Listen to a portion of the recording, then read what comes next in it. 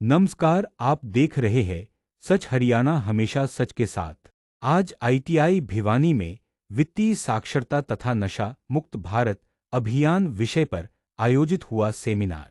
DC साहिल गुप्ता के मार्गदर्शन में स्थानीय राजकीय औद्योगिक प्रशिक्षण संस्थान वित्तीय साक्षरता तथा नशा मुक्त भारत अभियान विषय पर एक विशेष जागरूकता सेमिनार का आयोजन किया गया।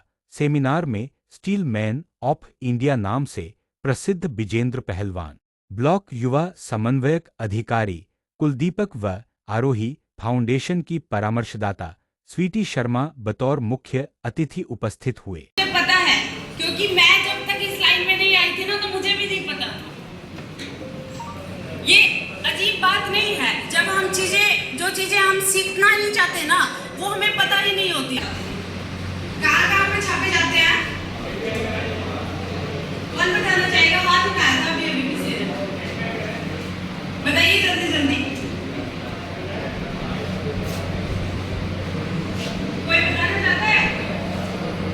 अरे अब तो गूगल में भी सर्च कर ले। हैदराबाद एक हैदराबाद सेकंड एक ही पता था। बैठ जाइए, हैदराबाद में नहीं छापते हैं। पहला है, इसके बारे में आपको बताऊंगा। साइबर क्राइम हेल्पलाइन नंबर बताएंगे प्लीज कोई आप मुझे। पहले हमने कई अवेयरनेस प्रोग्राम यहाँ किए हैं, आप सबके फोन में भी फीड कराया था, तो साइबर क्राइम हेल्पलाइन नंबर बताएंगे कोई। बात करने में तभी मजा है जब आप उसमें इंटरेस्ट लो। सबसे पहले संकोच आपके अंदर नहीं होना चाहिए। बहुत अच्छी बात, ताली बजाओ भाई के लिए।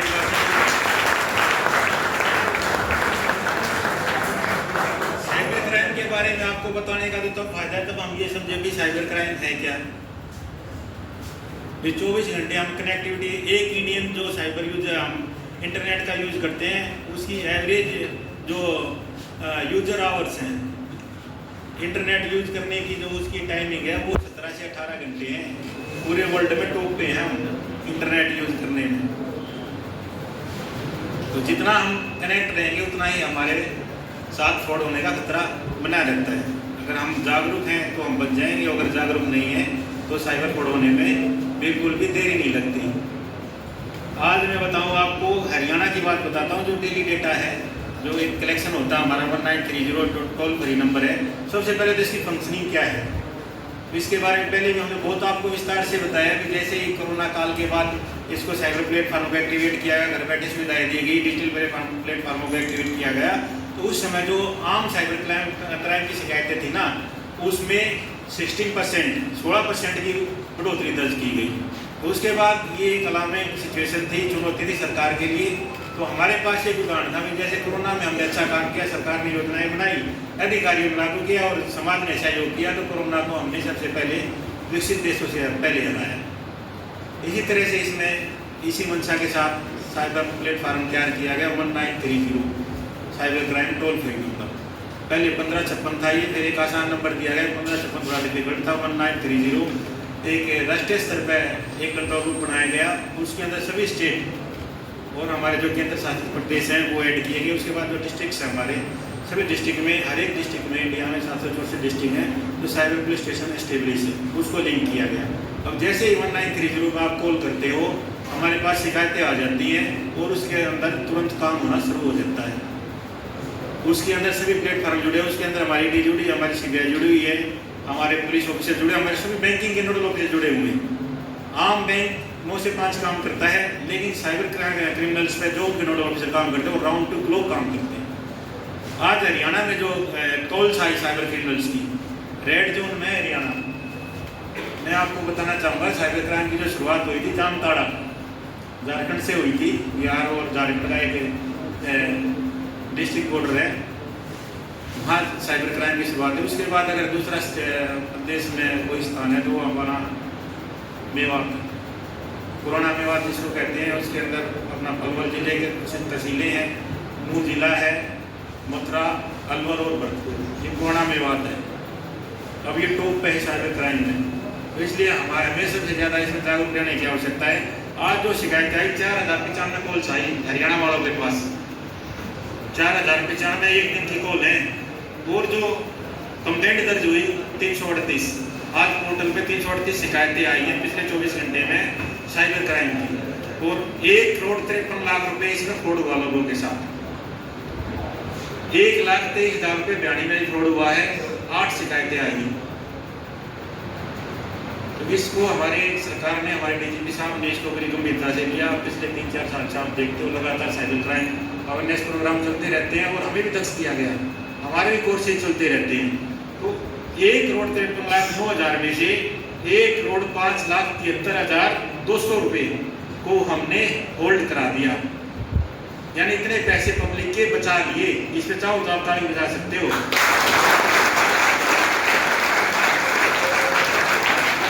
के जो हमारी साइबर क्राइम की फंक्शनिंग है हरियाणा में, वो बेस्ट है, पूरे इंडिया में बेस्ट है, और साइबर क्राइम को प्रिवेंट डिटेक्ट करने में हरियाणा टॉप पर है।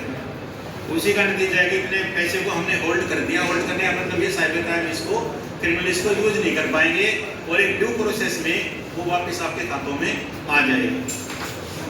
ये है साइबर क्राइम की बात। अब मोटी मोटी बातें जैसे मैडम ने बताई,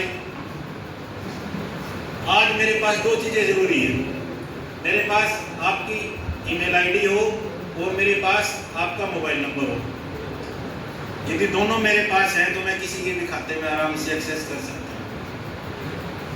भाई आपकी ईमेल आईडी का यूज़ करके मैं आपके जो registered mobile number, link mobile number, उसको चेंज कर दूंगा, और मोबाइल का यूज़ करके मैं उसको चेंज कर दूंगा, यदि मेरा पासवर्ड सिंपल है। सबसे महत्वपूर्ण चीज़ क्या है? जैसे दादी के पास थी तिजोरी की चाबी, हमारे पास क्या है सबसे महत्वपूर्ण? हमारा OTP, पासवर्ड या OTP। यदि पासवर्ड मेरा आसान है, क्रिमिनल हमने आसानी से ब्रेक कर लिया, फिर कुछ नहीं है। जैसे मैडम ने आपको बताया था कि AEPS बोलते हैं उसको, आधार इनेबल पेमेंट सिस्टम, तो आधार लिंक हम सब ने करवाए हैं, लेकिन हमने इसके खिलाफ जोर शोर से प्रचार किया, हमने सबके हटवाए हैं। क्या हुआ कि ये 2019 में हमारी गवर्नमेंट ऑफ इंडिया ने स्कीम लॉन्च की, 2017 में लॉन्च की थी, 2019 में इफेक्टिव हुई कि जिसके सबके बैंक खाते हैं उनको सभी को आधार से लिंक कर दो। आधार से लिंक कर दिए, और उसके बाद साइबर क्रिमिनल्स ने क्या किया, हमारा एक जमाबंदी पोर्टल है, हर एक स्टेट का है।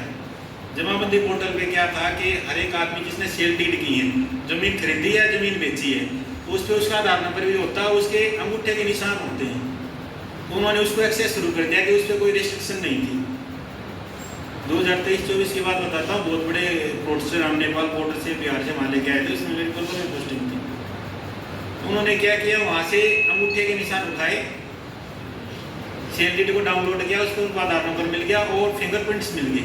फिंगरप्रिंट्स को एक जो अपनी ये लिफ्टिंग टेप होती है, सिंपल टेप नहीं आती है ये वाइट कलर की, इससे उठाया, और सिलिकॉन जेल एक लिक्विड होता है, और अप्लाई रबड़, लिक्विड रबड़, दोनों का यूज़ करके उन्होंने अंगूठे फर्जी बना लिए।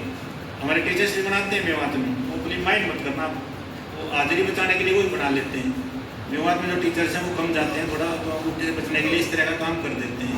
तो बड़ा आसान है, किसी का भी अंगूठा उसको सिलिकॉन जेल से और उसको लिक्विड रबड़ से उसको जनरेट करना, वो 24 घंटे में तैयार हो जाता है। उसके बाद उन्होंने क्या किया, उस अंगूठे को अपने अंगूठे में पहन दी, हमारा आधार नंबर उनके पास चला गया, हम इंप्रेशन चला गया, तो उन्होंने उस खातों में सेंध लगानी शुरू कर दी। पिछले साल लगातार फ्रॉड होते गए, हमारी भी समझ में नहीं आया। कंप्लेनेंट कहता है कि मैंने किसी को OTP नहीं दिया, मैंने किसी को पासवर्ड नहीं दिया, हमारे साथ फ्रॉड कैसे हुआ? फिजिकल में कामयाब नहीं होंगे। आप एक लक्ष्य जीवन में लेके चलो, मेरा जो टारगेट है, मुझे डॉक्टर बनना है, इंजीनियर बनना है, टीचर बनना है, या बैंक में नौकरी लगनी है, या मैं पुलिस फोर्स में लगूं, कोई भी आपका जो भी कोई टारगेट हो, उसमें सक्षम तभी होगे जब हेल्थ को साथ लेके चलोगे, और नशे से, फास्ट फूड से, जंक फूड से दूर रहोगे। ये चीज़ें खाते रहोगे, और फिर नहीं सोचोगे फिजिकल पार्ट या कुछ नहीं पाटा दे पाट देगी, शरीर खराब हो जाएगा। पहले इस तरह की कोई भी बीमारी नहीं थी। आज से हमारे जो माता पिता, आप उनसे पूछ के देखो, किसी को कोई थायराइड नहीं था, किसी को कोई बीपी नहीं था, ना कोई शुगर था, ना कोई माइग्रेन था, ठीक है, किसी को दिक्कत ये कभी नहीं थी। अब ये बहुत सारी बीमारी आ गई। ये आ गई बाहर के खान पान से। जो जितनी भी बाजार के अंदर, शहरों के अंदर जो स्टॉल लगी हुई है, अब हमारा जो टाइम है लंच का टाइम, जैसे 1 बजे से लेकर 2 बजे तक हमने खाना खाना, हम खाते ही नहीं। हम या तो पानी पी लिया या पानी के पराठे खा लिए या कोई मोमोज वगैरह, पिज़्ज़ा, बर्गर, ये चीज़ें खा ली।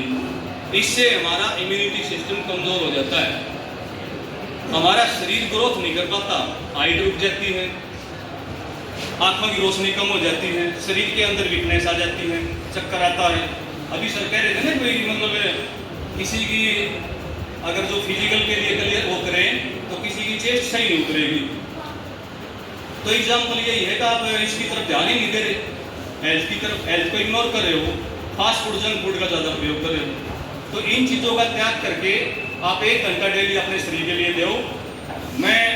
मेरा ये मानना है, आप इन चीज़ों का त्याग करोगे, चाय का, कॉफ़ी का, पिज़्ज़े का, बर्गर का, जो भी नशा है, तो आपकी हेल्थ बहुत अच्छी होगी। आप जीवन में कभी भी बीमार नहीं पड़ोगे, कभी डॉक्टर के पास जाने की जरूरत नहीं पड़ेगी। डॉक्टर आपसे पूछा भाई के बाद आ नहीं रहा है, मेरे से कई पूछते, मेरे जो डॉक्टर हैं, दोस्त हैं, पहलवान जी आप आ नहीं रहे, कभी दर्शन दे दिया, भाई डॉक्टर हुए,